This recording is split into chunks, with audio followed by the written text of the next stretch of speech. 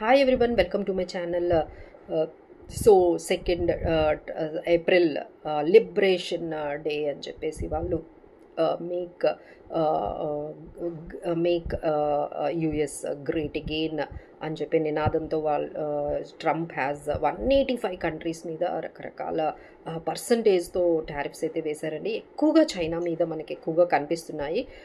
So almost 34%, ఇంతకుముందు ఒక 20%, so almost 54%. అలానే మన ఇండియా మీద కూడా 26% వరకు వాళ్ళు ఫైండ్ అవుట్ చేసుకున్నారు. సో అసలు ఇదంతా యుఎస్ ఎందుకు చేస్తుంది? సో 36 ట్రిలియన్ ఎకానమీ ఉన్న యుఎస్కి 36 ట్రిలియన్ డెట్ కూడా ఉందండి. సో వాళ్ళు ఇప్పుడు ఇంకా నెక్స్ట్ లెవెల్లో వెళ్ళారంటే ఒక 2-3 అంటే ఇలానే ఎక్స్పెండిచర్స్ కానీ కంటిన్యూ చేస్తే ఒక 2-3 ట్రిలియన్ అయితే అవసరం అవుతాయి. సో ఈ విధంగా ఎకానమీని మళ్ళీ గాడిలో పెట్టాలి అంటే ఐదర్ ఎక్స్పెండిచర్ అయినా తగ్గించుకోవాలి, ఇన్కమ్ అయినా పెంచాలి. సో ఎక్స్పెండిచర్ అనేది డోజీ ద్వారా ఎలన్ మస్క్ హ్యాస్ ఆల్రెడీ స్కీమ్స్ని కానీ అక్కడ కొన్ని డిస్కంటిన్యూ చేయిస్తున్నారండి. అలానే ఈ విధంగా రెవెన్యూ పెంచుకోవాలి అంటే మనకి ఈ టారిఫ్స్ ద్వారా ఒక 600 బిలియన్ అమౌంట్ని అయితే వాళ్ళు వస్తుంది ఈ టారిఫ్స్ ద్వారా అని వాళ్ళు ఎక్స్పెక్ట్ చేస్తున్నారు. సో దట్స్ హౌ అంటే మనకి Trump as a business person కింద ఎక్కువగా మనకి కనిపిస్తారండి, మోర్ దాన్ పొలిటీషియన్.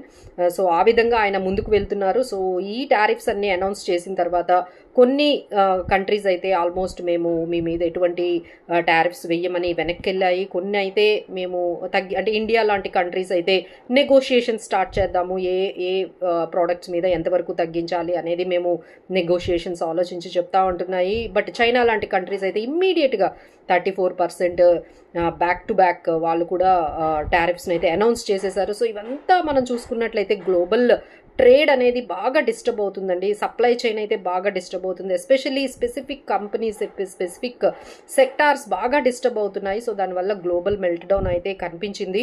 సో అన్ని ఎకానమీస్ అంటే అన్ని stock markets, either US stock markets as well as European stock markets, Asian stock markets, including Indian stock markets అన్నీ కూడా ఆల్మోస్ట్ కరెక్ట్ అయ్యండి. మన దగ్గర చూసుకున్నట్లయితే 23,000 అనేది మంచి సపోర్ట్ అనుకున్నాము, బట్ 23,000 బ్రేక్ అయింది. ఇప్పుడు 22,900 దగ్గర ఉంది. నెక్స్ట్ సపోర్ట్ 22,800 అండ్ 23,000 దగ్గర సపోర్ట్ ఉంది. సో లెట్స్ హోప్ మండే ఏమైనా ఈ సపోర్ట్ లెవెల్స్ని అవి మెయింటైన్ చేస్తాయా?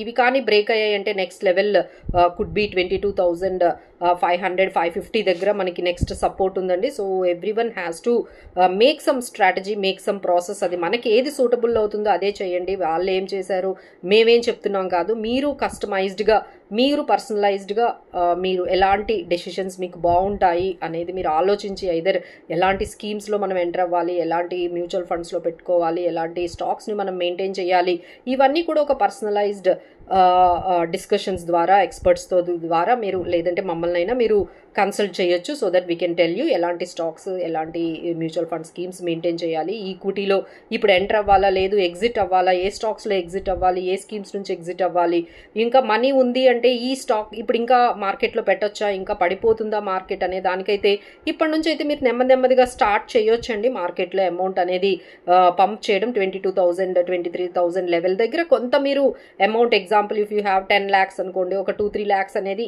ఈ పర్టికులర్ స్టేజ్లో మీరు కొంత పంప్ చేయొచ్చు. ఆ తర్వాత చూస్తూ మళ్ళీ నెక్స్ట్ లెవెల్లో కొంత అమౌంట్ని పంప్ చేయడం అనేది, క్యాష్ అనేది కొంత పెట్టుకొని ఇలాంటి ఎవ్రీ ఫాల్లో కొంత మీరు పెట్టడం అనేది లాంగ్ టర్మ్గా చాలా బాగుంటుందండి. సో మిగతా వీడియోలో కూడా మేము చెప్పాము ఎలాంటి స్టాక్స్, ఎలాంటి సెక్టార్స్ మనకి ఇప్పుడు సేఫ్గా ఉన్నాయి, ఎలాంటి sectors stocks US markets exposure ఉన్న వాటి గురించి కూడా మేము ఒక వీడియో చేసాం. సో అది కూడా మీరు చూస్తే కొంత ఐడియా అయితే వస్తుందండి. సో నెక్స్ట్ వీక్ అయితే మాత్రం so based on other countries reactions అన్నీ బయటకు వస్తున్నాయండి. సో 185 కంట్రీస్ మీద ఆయన టారిఫ్స్ వేశారు.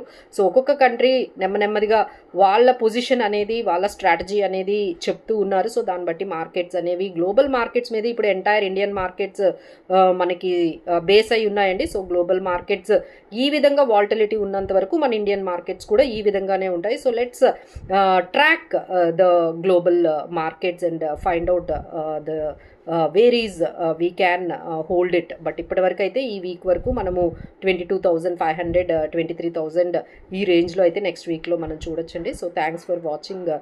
For more updates, please do stay tuned to our channel. Thank you.